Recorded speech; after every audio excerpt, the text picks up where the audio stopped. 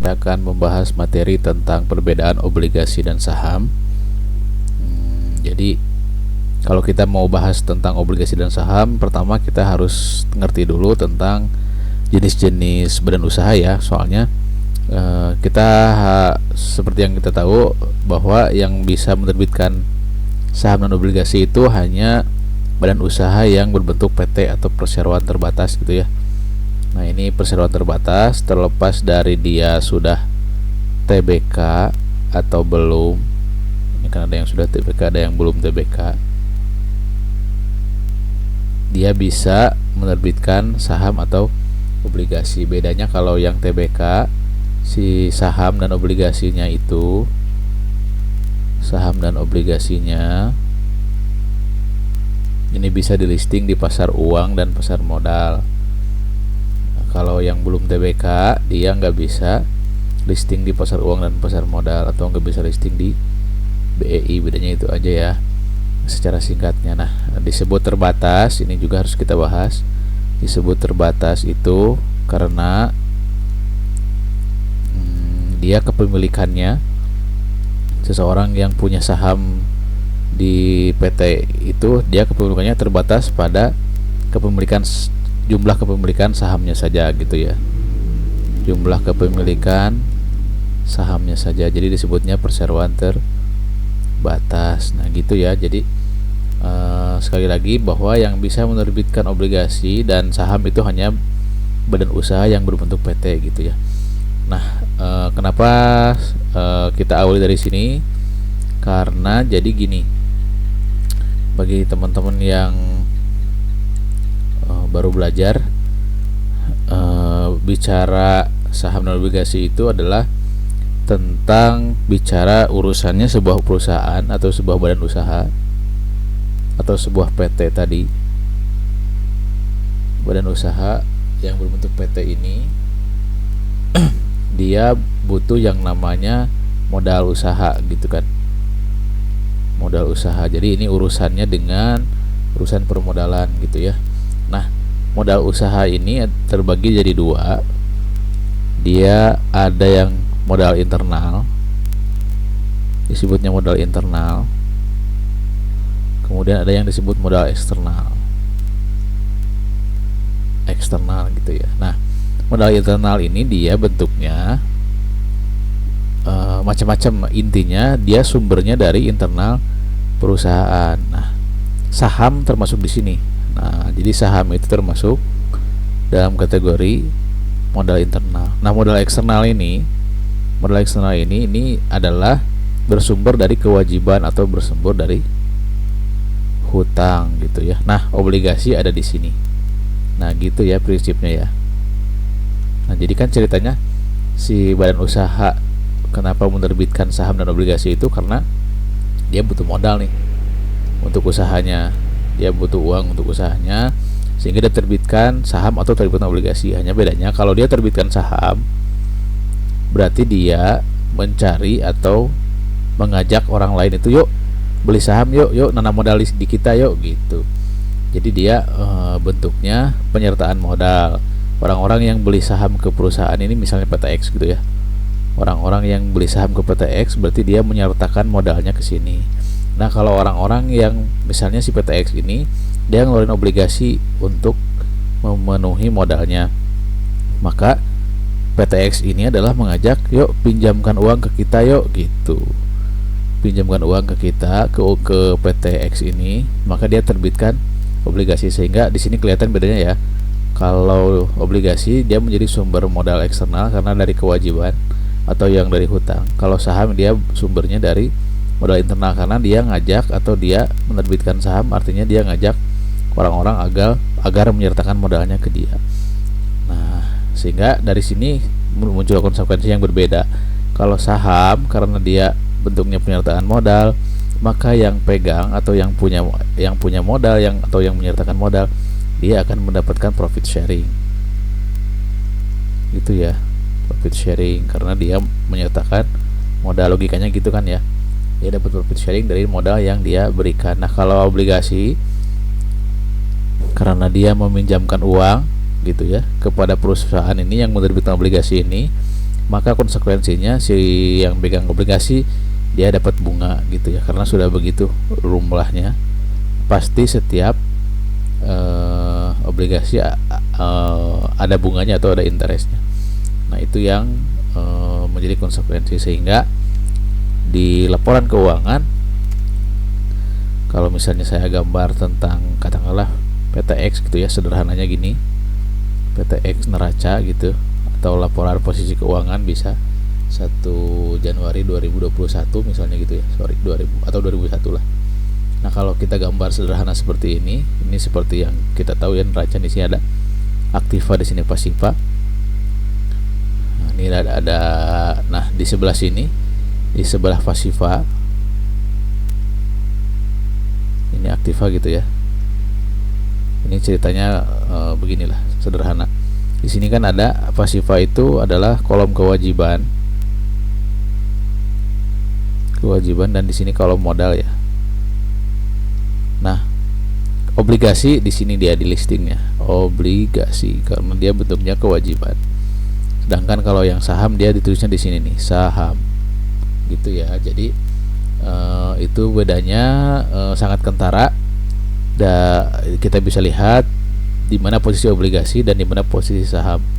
Kalau di laporan keuangan akan sangat kelihatan bahwa obligasi dia masuknya di kewajiban di sini ya, kewajiban jangka panjang gitu ya. Salah satu kewajiban jangka panjang obligasi. Kalau saham dia masuknya ke modal. Tadi sudah dijelaskan bagaimana konsekuensinya. Bagi yang menerbitkan obligasi berarti dia harus bayarkan bunga ke yang megang obligasinya. Bagi yang menerbitkan saham berarti nanti si pemegang saham dia bisa mendapatkan profit sharing. Nah, pada perjalanannya saham dan obligasi ini ini bisa diperjualbelikan nih. Bisa diperjualbelikan atau bisa dilakukan proses trading gitu ya. Nah gitu. Jadi kalau yang tadi saham atau obligasi yang dia sudah TBK, dia di trading, diperjualbelikan di Bursa Efek Indonesia gitu ya. Itu singkatnya begitulah ya. Cuman kalau yang belum TBK dia belum di listing di sini. Nah tapi pada prakteknya dia bisa diperjualbelikan atau bisa dialihkan kepemilikannya. Misalnya gini, tadi PTX masih PTX gitu ya, PTX misalnya gitu ya. Dia menerbitkan saham beberapa lembar, kemudian si A dia beli sahamnya, misalnya sekian lembar gitu ya, beberapa lembar, atau misalnya 100 lembar gitu ya. Nilainya misalnya 100 lembar ini 100 juta misalnya gitu ya. Nah maka lembar saham si A ini kalau dia misalnya berkenan menjual, maka dia bisa menjual sahamnya ini kepada si B, sehingga saham yang awalnya dia beli berpindah kepemilikan kepada si B. Nah gitu. Nah nanti ada pembahasan khusus sebetulnya bagaimana kegiatan jual beli ini, ada yang di bawah pasar, ada yang di atas pasar, segala macamnya. Itu perhitungannya berbeda. Hanya saja saya ingin menjelaskan bahwa ini si saham ini bisa berpindah kepemilikan kepada yang lain. Begitu juga obligasi biasanya ada jatuh temponya. Jatuh tempo misalnya masih PTX tadi dia menerbitkan obligasi gitu ya. Misalnya 100 lembar dibeli sama seseorang gitu ya, sama si B sama si C misalnya gitu ya. Si C beli 100 lembar nilainya 100 juta misal gitu ya obligasinya. Sebelum jatuh tempo dia mau jual ke si Z, itu bisa aja pindah sehingga nanti kepemilikannya berpindah ya, seperti itu. Kalau dari bentuknya itu sangat berbeda, walaupun sekarang sudah jarang sekali ya yang namanya surat berbentuk fisik gitu ya. Cuman kalau di obligasi itu ada beberapa item yang harus dipenuhi. Dia ada nominalnya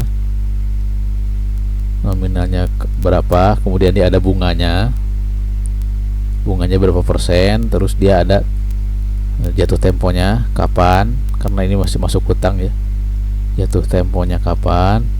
Kemudian dia ada jadwal pembayaran bunga, gitu biasanya di surat obligasi, jadwal pembayaran bunga. Jadi jadwal pembayaran bunganya misalnya setahun 2 kali atau setahun sekali. Contoh seperti yang tadi PTX tadi, PTX dia misalnya menerbitkan obligasi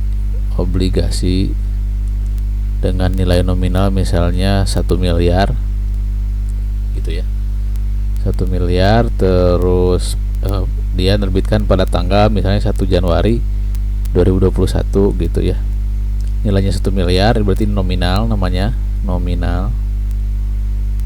Terus ini namanya jatuh tempo, ini namanya tahun penerbitan, dan akan jatuh tempo di 1 Januari misalnya gitu, di 31 Desember 2026 misalnya gitu. Nah gitu, berarti ini jatuh temponya.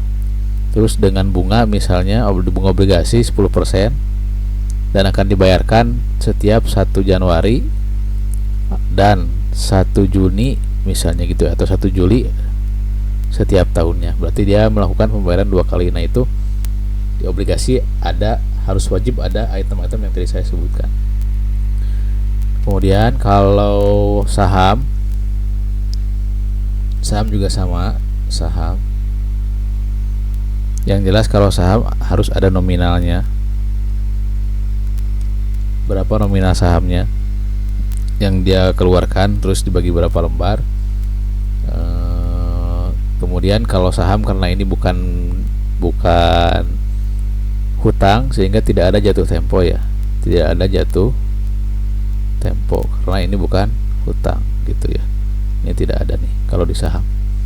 Itu bisa dilihat sih di internet kalau mau lihat contohnya seperti apa. Kita coba cari contoh lembar saham misalnya gitu ya. Nah ini kelihatan ada nggak ya kira-kira common stock. Nah ini kayaknya nih. Nah ini dia, misalnya contohnya gini.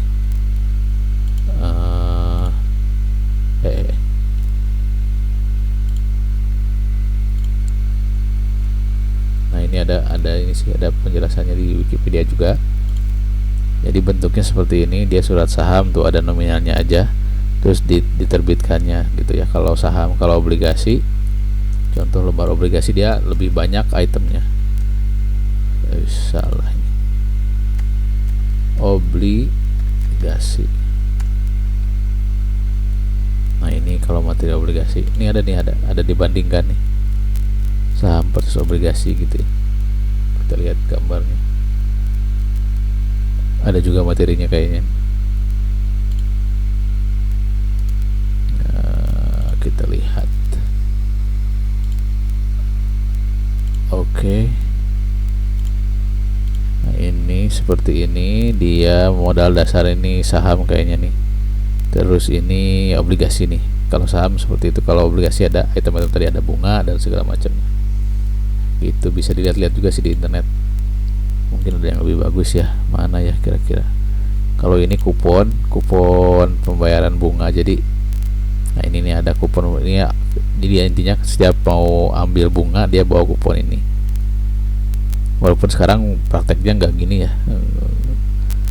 Jarang ada kupon fisik ya, sekarang sudah serba digital itu ya. Jadi kurang lebih seperti itu perbedaannya saham dan obligasi. Jadi tadi saya review bahwa kita harus paham dulu tentang bentuk perusahaan, karena ini berkaitan sekali dengan bagaimana perusahaan ini mencari uang untuk modalnya gitu, sumbernya dari mana.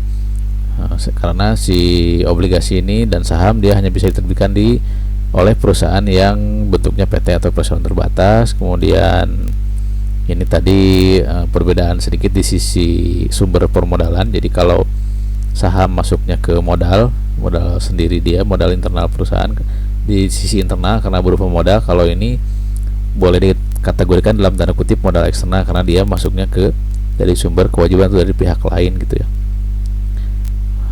Kemudian ini contoh kalau di neracanya di posting seperti ini, sederhana sekali ini. Perbedaannya kelihatan kalau obligasi di kewajiban dan modal di dan saham di modal. Kemudian ini juga sama, saham dan obligasi bisa diperjualbelikan. Kemudian ini contohnya item-item yang harus ada di obligasi, di surat obligasi. Ada nominal, ada bunganya berapa persen, jatuh temponya kapan, jadwal pembagian pembayaran bunganya kapan. Kemudian saham juga sama, dia saham nggak ada jatuh temponya, dia cuma ada nominal dan pengesahan dari perusahaannya. Baik, sekian penjelasan tentang perbedaan yang mendasar sekali tentang saham dan obligasi. Semoga bermanfaat.